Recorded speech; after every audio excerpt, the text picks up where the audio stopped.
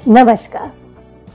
शुभ सृजन नेटवर्क के पुस्तक परिचय स्तंभ में आप सबका स्वागत। मैं सुषमा कनुप्रिया हमेशा की तरह एक बार फिर एक नई पुस्तक के साथ आपके सामने उपस्थित हूँ। बात करते हैं नवजागरण की। नवजागरण यानी नया सवेरा, नवजागरण यानी सूर्योदय। और नवजागरण अगर हिंदी साहित्य में देखा जाए तो एक ऐसा कालखंड है जिसने सब कुछ बदल कर रख दिया। हमारे सोचने का तरीका बदला, हमारे अंदर एक नई चेतना भरी। जाहिर सी बात है कि हिंदी साहित्य में यह कालखंड बहुत ही ज़्यादा खास है और इस कालखंड को समझना बहुत ज़रूरी होता है। उसके लिए ज़रूरी है कि हम उसके आधार को समझें।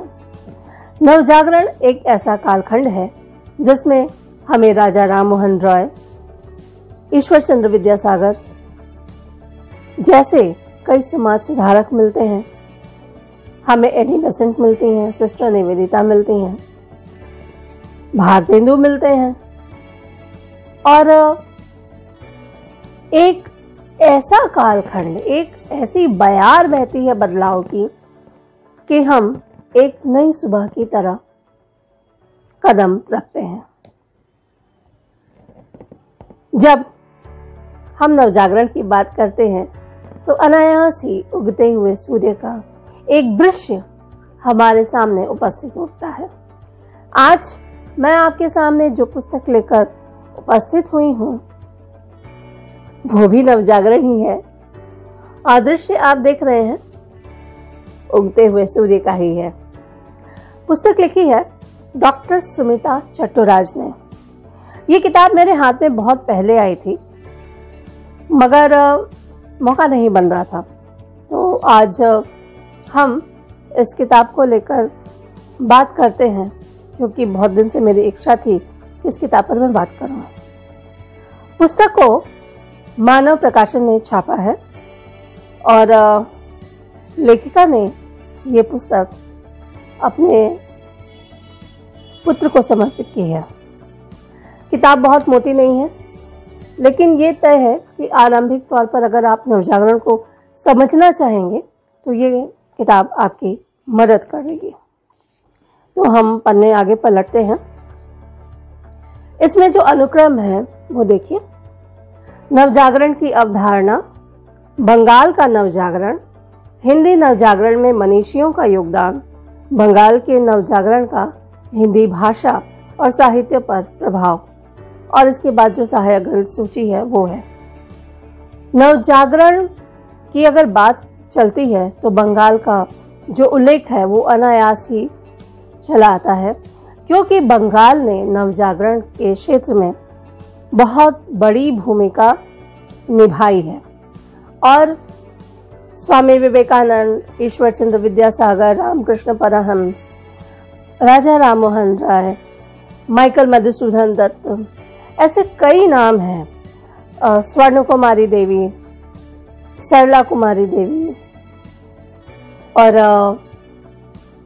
रविंद्रनाथ ठाकुर, ऐसे कई नाम हैं जो इतिहास को पलटने में, एक जागरण में एक महत्वपूर्ण भूमिका निभाते हैं। इस किताब में कई तस्वीरें आपको मिलेगी। आप देखिए यहाँ पे राजा राममोहन राय की तस्वीर है। में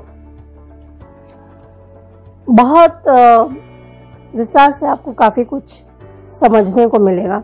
चलिए हम नवजागरण की जो अवधारणा है उसके बारे में लेखिका क्या कहती हैं वो हम देखते हैं।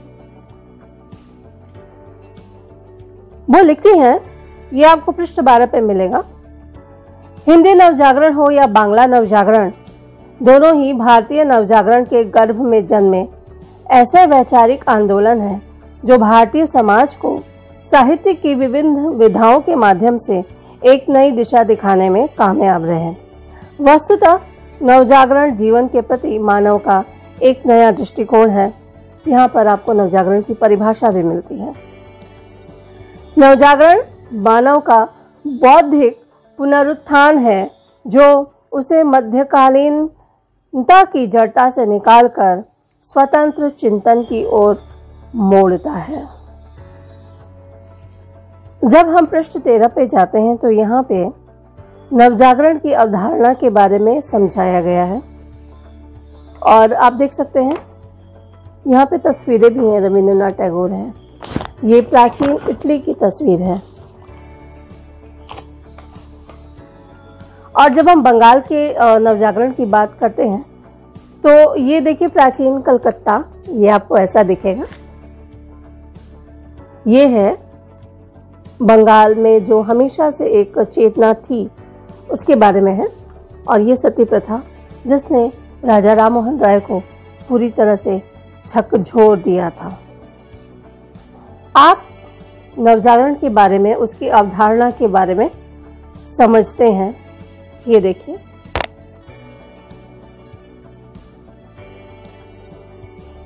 इसमें विस्तार में समझाया गया है। और जब हम देखते हैं उन स्त्रियों का संघर्ष, ये इनका संघर्ष ही है कि आज जो स्त्रियां हैं वो अपनी जगह पे एक अच्छे मुकाम पर हैं। हमें इनके प्रति कृतज्ञ होने की ज़रूरत है, होना चाहिए, क्योंकि ये ना होती तो हम यहाँ ना होते। कादम्बिनी गांगुली, चंद्रमुखी देवी, अबला बोस, कामिनी राय, सरला राय, हम कैसे भूल सकते हैं इनको। ये फोर्ट विलियम कॉलेज की तस्वीर है। इस पुस्तक में जो चित्र हैं वो पुस्तक की प्रामाणिकता को बढ़ाते हैं। ये देखिए, कवि वचन सुधा की तस्वीर है ये।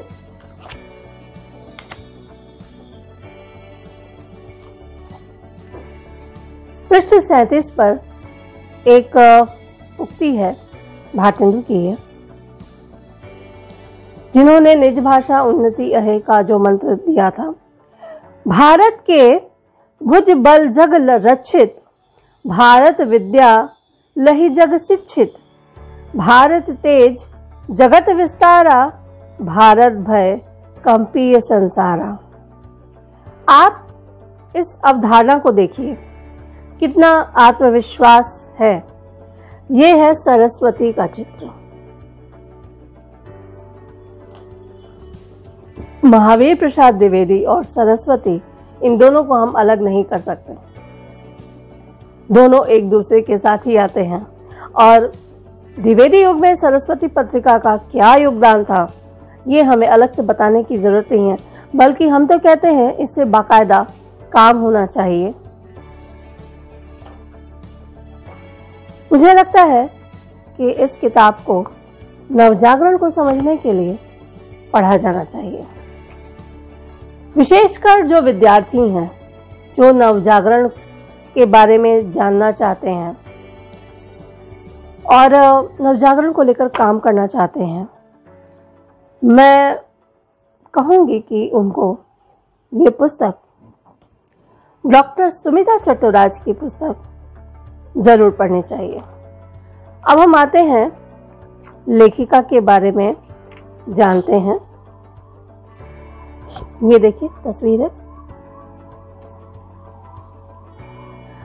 महाराजा मनेंद्र चंद कॉलेज के हिंदी विभाग में फिलहाल ये एसोसिएट प्रोफेसर हैं। आगे भी किताबें उन्होंने लिखी हैं। सर विश्वविद्यालय सक्सेना और शक्ति चट्टोपाध्याय के काव्य में नगर बोध, तुलनात्मक रूपग्राम, बहुत सारी किताबें उन्होंने लिखी हैं। पुस्तक फिर बता देती हूँ, मानव प्रकाशन ने छापी है। जो मूल बातें हैं, एक जिसे हम बेसिक कहते हैं, उसको अगर समझना हो तो इसकी शुरुआत करने में नवजागरण आपकी मदद करेगी, क्योंकि नवजागरण है तभी तो सूर्योदय है। तो आज के लिए सुषमा कनुप्रिया को पुस्तक परिचय स्तंभ में दीजिए इजाजत। अगली बार एक नई पुस्तक के साथ या एक नए प्रहरी के साथ या फिर किसी और रूप में आपके सामने मैं फिर से हाजिर होंगी। और जैसा कि मैं हमेशा कहती हूँ, इस बार भी कह दूँ कि अगर आप लिखते हैं या आप लेखक हैं या प्रकाशक हैं और अपनी पुस्तक का प्रचार या पाठकों तक पहुंचाने की प्रक्रिया में हमें आप सहायक बनाना चाहते हैं तो हमसे संपर्क आप जरूर कर सकते हैं। आप सबका स्वागत है। आज के लिए हमें दीजिए इजाजत। नमस्कार।